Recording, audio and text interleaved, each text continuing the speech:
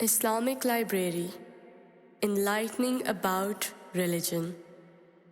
یہی میرا سکون ہے، یہ میری عز و شان ہے، یہ مجھ سے ہے میں اس سے ہوں، یہ میرا جسم و جان ہے۔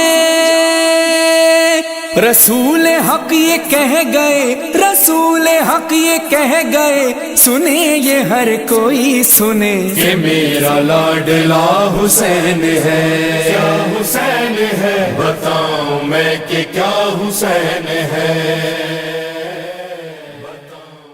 شاست حسین۔ واقعہ کربلا اور شہادت امام حسین رضی اللہ تعالیٰ عنہ، حصہ سوم۔ اسی حالت میں حضرت مسلم رضی اللہ تعالیٰ عنہ کو پیاس محسوس ہوئی۔ سامنے ایک گھر پر نظر پڑی جہاں طوعا نامی ایک عورت موجود تھی۔ اس سے پانی مانگا، اس نے پہچان کر پانی دیا اور اپنی سعادت سمجھ کر آپ کو اپنے مکان میں داخل ہونے دیا۔ اس عورت کے بیٹے نے محمد بن اشعث کو اطلاع کر دی اور ابن اشعث نے ابن زیاد کو مطلع کیا۔ عبید اللہ بن زیاد نے عمر بن حریث کوتوال کوفہ اور محمد بن اشعث کو بھیجا اور ان دونوں نے ایک جماعت ساتھ لے کر طوعا کے گھر کا احاطہ کیا اور چاہا کہ حضرت مسلم رضی اللہ تعالیٰ عنہ کو گرفتار کر لیں۔ حضرت مسلم رضی اللہ تعالیٰ عنہ اپنی تلوار لے کر نکلے اور ان ظالموں سے مقابلہ شروع کیا۔ حضرت مسلم رضی اللہ تعالیٰ عنہ اس جماعت پر اس طرح ٹوٹ پڑے جیسے ایک شیر نے حملہ کر دیا ہو۔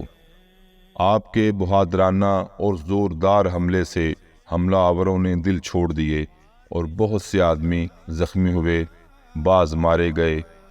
معلوم ہوا کہ بنی ہاشم کے اس ایک جوان سے نامردان کوفہ کی یہ جماعت نبرد آزما نہیں ہو سکتی۔ اب یہ تجویز کیا گیا کہ کوئی چال چلنی چاہیے اور کسی فریب سے حضرت مسلم رضی اللہ تعالیٰ عنہ پر قابو پانے کی کوشش کی جائے۔ یہ سوچ کر امن و صلح کا اعلان کر دیا گیا اور حضرت مسلم رضی اللہ تعالیٰ عنہ سے عرض کیا کہ ہمارے آپ کے درمیان جنگ کی ضرورت نہیں، نہ ہم آپ سے لڑنا چاہتے ہیں۔ مدعا صرف اس قدر ہے کہ آپ ابن زیاد کے پاس تشریف لے چلیں اور اس سے گفتگو کر کے معاملہ طے کر لیں۔ حضرت مسلم رضی اللہ تعالیٰ عنہ نے فرمایا کہ میرا خود قصد جنگ نہیں، اور جس وقت میرے ساتھ 40,000 کا لشکر تھا اس وقت بھی میں نے جنگ نہیں کی اور میں انتظار کرتا رہا کہ ابن زیاد کے ساتھ گفتگو کے ذریعے معاملات طے ہوں اور خون ریزی نہ ہو۔ چنانچہ یہ لوگ حضرت مسلم کو مع ان کے دونوں صاحبزادوں کے عبید اللہ ابن زیاد کے پاس لے کر روانہ ہوئے۔ اس بدبخت نے پہلے ہی سے دروازے کے دونوں پہلوؤں میں اندر کی جانب تیغ زن چھپا کر کھڑے کر دیے تھے اور انہیں حکم دے دیا تھا کہ جب حضرت مسلم رضی اللہ تعالیٰ عنہ دروازے میں داخل ہوں تو ایک دم دونوں طرف سے ان پر وار کیا جائے۔ حضرت مسلم رضی اللہ تعالیٰ عنہ اس چال سے بے خبر تھے۔ آپ آیہ کریمہ ربنا افتح بیننا و بین قومنا بالحق پڑھتے ہوئے دروازے میں داخل ہوئے۔ داخل ہونا تھا کہ دشمنوں نے دونوں طرف سے تلواروں کے وار کیے اور بنی ہاشم کا مظلوم مسافر اعدائے دین کی بے رحمی سے شہید ہوا۔ انا للہ و انا الیہ راجعون۔ دونوں صاحبزادے آپ کے ساتھ تھے۔ انہوں نے اس بے کسی کی حالت میں اپنے شفیق والد کا سر ان کے مبارک تن سے جدا ہوتے دیکھا۔ چھوٹے چھوٹے بچوں کے دل غم سے پھٹ گئے اور اس صدمے سے وہ کانپنے لگے۔ ایک بھائی دوسرے بھائی کو دیکھتا تھا اور ان کی سرنگیں آنکھوں میں خونی اشک جاری تھے، لیکن اس مار کے ستم میں کوئی ان نادانوں پر رحم کرنے والا نہ تھا۔ ستمگاروں نے ان نونہالوں کو بھی شہید کر دیا اور ہانی کو قتل کر کے سولی پر چڑھایا۔ ان تمام شہیدوں کے سر نیزوں پر چڑھا کر کوفہ کی گلی کوچوں میں پھرائے گئے اور بے حیائی کے ساتھ کوفیوں نے اپنی سنگ دل اور مہمان کشی کا عملی طور پر اعلان کیا۔ یہ واقعہ ذی الحجہ 4 ہجری کا ہے۔ اسی روز مکہ مکرمہ سے حضرت امام حسین رضی اللہ تعالیٰ عنہ کوفہ کی طرف روانہ ہوئے۔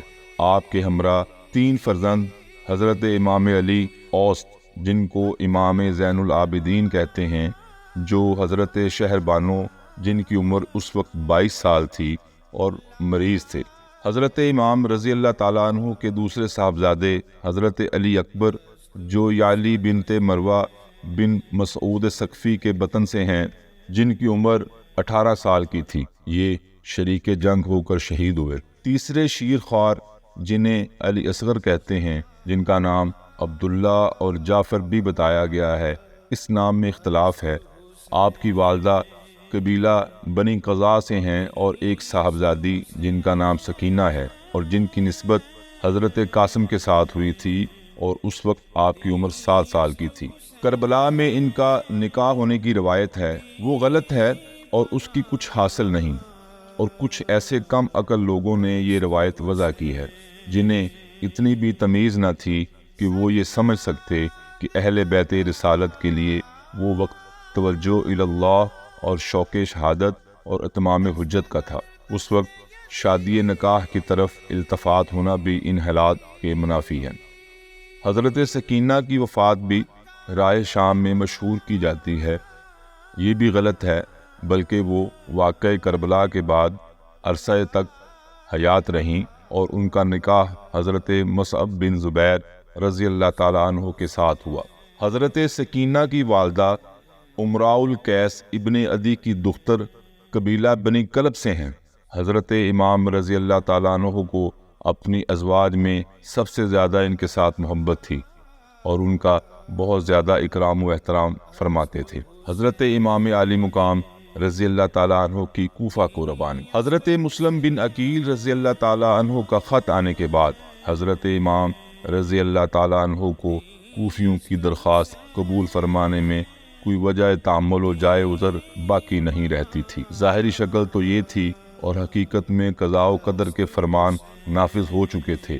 شہادت کا وقت نزدیک آ چکا تھا، جذبہ شوق دل کو کھینچ رہا تھا، فداکاری کے ولولوں نے دل کو بےتاب کر دیا تھا۔ حضرت امام نے سفر عراق کا ارادہ فرمایا اور اسباب سفر درست ہونے لگا۔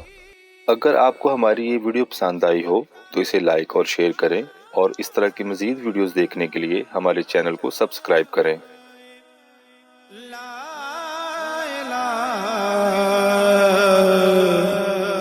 است حسین